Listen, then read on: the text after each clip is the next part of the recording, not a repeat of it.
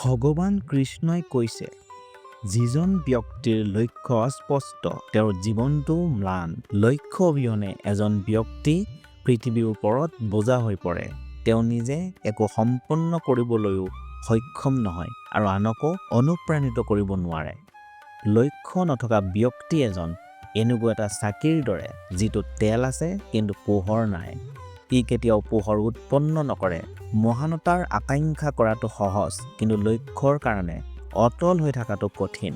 কাপুৰুষসকলে নিজৰ লক্ষ্য সলনি কৰি থাকে, আনহাতে সাহসীসকলে লক্ষ্যত উপনীত হ'বলৈ নিজকে সলনি কৰে।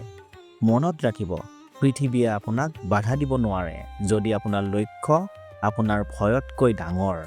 আৰু যদি ভয় ডাঙৰ হয়, তেন্তে বুজি লওক যে সেই মহানতা আপোনাৰ বাবে নহয়। মহানতা কেৱল সেইসকলেহে লাভ কৰে যিয়ে প্ৰতিদিনে অনুশাসনৰ জুইত নিজকে জ্বলাই দিয়ে, তেওঁলোকৰ নিজৰ দুৰ্বলতাক আক্ৰমণ কৰে, তেওঁলোকৰ এলাহক ডিঙি চেপি হত্যা কৰে। সিদ্ধান্ত লওক, আপুনি ইয়াত আপোনাৰ জীৱনটো পাৰ কৰিবলৈ আহিছে নে ইতিহাসত স্থান লাভ কৰিবলৈ আহিছে।